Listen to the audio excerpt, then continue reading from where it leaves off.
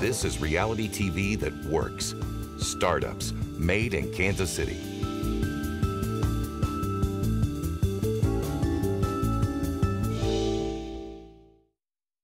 I'm good for about 20 or 25 shots of espresso in the morning, and then I am just absolutely calm, cool, and collected. But if I don't have 20 or 25 shots, I can't operate very well.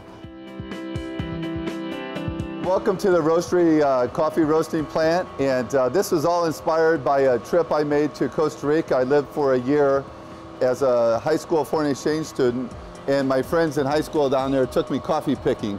That was back in 1978 when I first started picking coffee, and later through finals, my first set of finals at Iowa State, I started drinking coffee, and I've been drinking an obscene amount of coffee every day ever since. That is delicious, and it really is. The advice I would give somebody who wants to get into the coffee business would probably be similar to any business. I would just say make sure it's your passion. You know, it's been 20 years and I still dream about coffee every single night, usually multiple times. And you would just, you'd be surprised at how difficult business is. No matter what your business is, it's going to be so much more difficult than you think it's going to be. Somebody said, "Did you bet the farm?" And I said, "Yeah." And I said, "You know, I bet the farm when we started too, but it's a lot harder to bet the farm when you have a farm than when you don't." And so people starting off will often say, "Well, I bet everything I have." And if you kind of dig a little bit, there's probably not that much there that they actually, and that was the case. I bet everything I had when I started off in 1993, but in retrospect, I had $17,000 and it wasn't all that much to bet. It's not this notion of dollar signs that's going to take you through it. You know, if you're in it for the passion, there's a friend of mine in town who says, you know, about entrepreneurs, we're just too stupid to know when to quit. And I think there is some truth to that. All the evidence would tell you you're an idiot not to quit. And I guarantee you just about anybody who's been in business very long has gone through that. But if you're, it's like being a parent. Quitting is never an option. So we're in what we call the Green Mile. This is a small portion of the coffee that we have. We keep most of our coffee in Oakland, California, and we keep it there in the warehouse because the temperature's low out there and the humidity level is a lot lower, and we just get shipments each week. This is our cupping room, and this is where we decide which coffees we're going to buy. And there's an enormous number of tests that we do before we purchase a coffee. And this is where we do all of our packaging.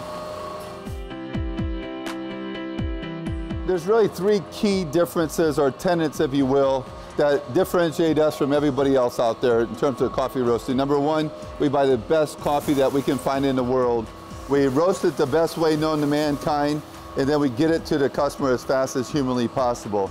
And for us, the best way to roast coffee is with an air roaster.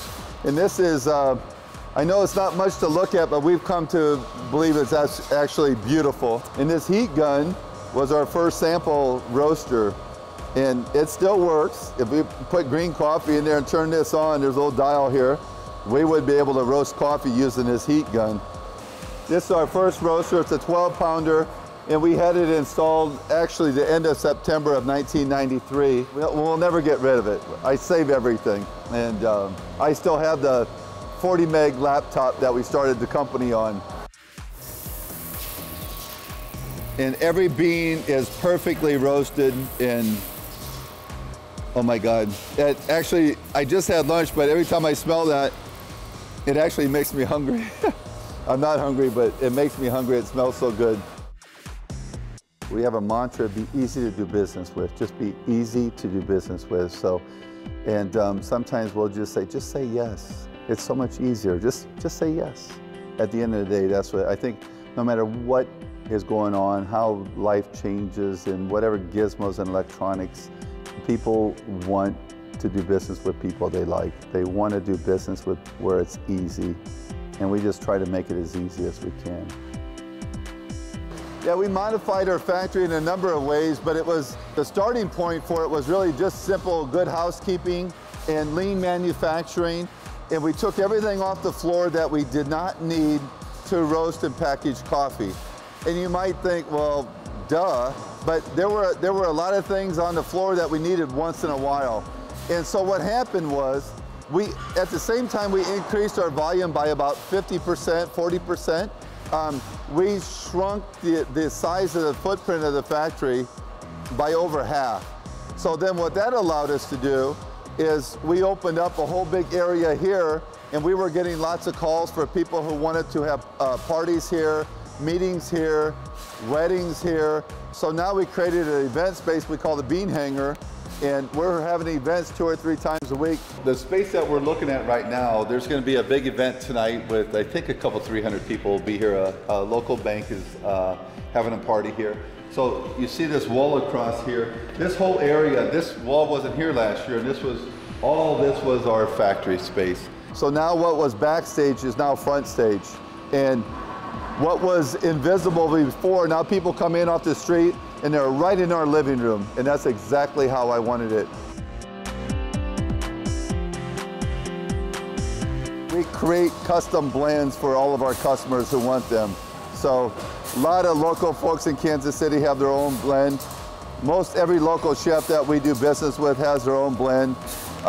We probably have 2,000 active blends at any given time. We would love people to see that plane and then think, I want coffee, roastery coffee. Well, first and foremost, it's symbolic for us of air roasting. So air roasting, airplane. It just kind of made a lot of sense for us. Plus, about the only design I really, truly, absolutely love is Art Deco. And so the DC3 was designed in the 30s and it's totally Art Deco. For us, kind of personally, what it represents is adventure. So we love travel, we love adventure. We see the DC3s in Colombia and Africa. They're still up and down Central America. And of course, we think they're beautiful, but they're just enduring, they're tough. And for us, it's total adventure. I've never aspired to have a national brand, and somehow if it were in the cards, I wouldn't stand in the way, but I would never see myself getting on planes and making sales calls in other parts of the country. We kind of put a stake in the ground here in Kansas City, and that's, we proudly do that. We proudly are not on either coast, not because we can't be, but because we choose not to be. We're doing business where we want to be. We're living where we want to be. We proudly focus on Kansas City. A co-production of KCPT and Outpost Worldwide. At home in Kansas City. Production, post, content.